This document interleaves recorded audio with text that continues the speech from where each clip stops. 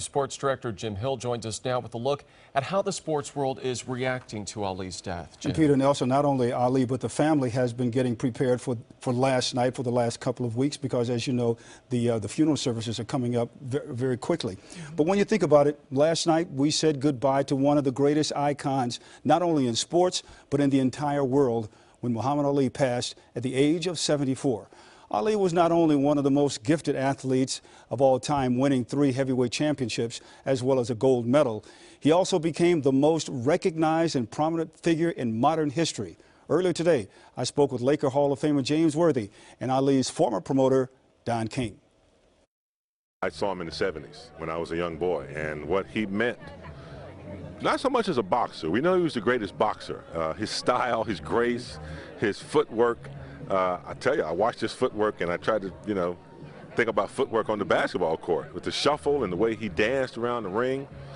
But when he refused to go to Vietnam, when he refused to go to the war, that to me is the one thing that I'll always remember him. He's as great a fighter as he is, he's a greater activist and a social conscious human being who didn't mind taking the pain. He carried the cross. Muhammad Ali was the greatest of all times, and he would deal with it, and he took that responsibility in taking that title and saying, I'm the greatest. Then he had to live up to that to be the greatest. Outside of boxing, he gave people hope and aspirations, and they couldn't go and cry and feel sorry for themselves with him. He would sympathize and empathize and commiserate, but at the same time, he would inspire, motivate, and push them to the heights of what they had within them. This man has been an inspiration to me. He was bombastic. He would go out there and challenge you and make up rhymes and things of that sort that would just discombobulate his opponents.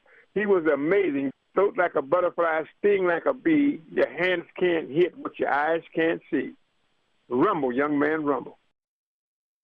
And there is no doubt he was the best at pre-fight interviews and press conferences and things like that. And one of the other things, we always liked and we admired Ali for what he would say, like, you almost fall in the round that I called. Don't mess with me or you're going to go in 3.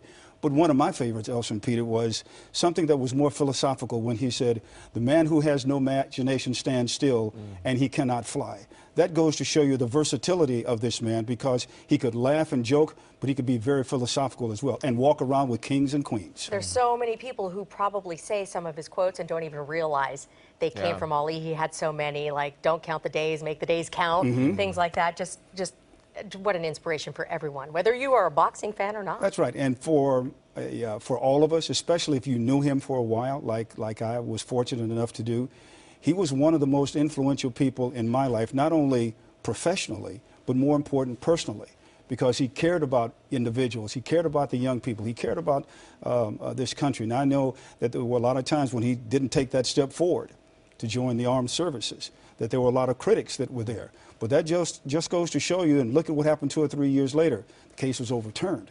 So if you, and I was telling some young kids today out with James Worthy in his event, that if you believe in something that much, you stick to your principles. And like Ali said to a lot of us all the time, to thine own self be true. And that's very, very important. No one could ever accuse him of not doing that. Absolutely. That's He was right. one You of better a kind. believe it. And what a special relationship that you had with him. Jim Hill, thank you so much.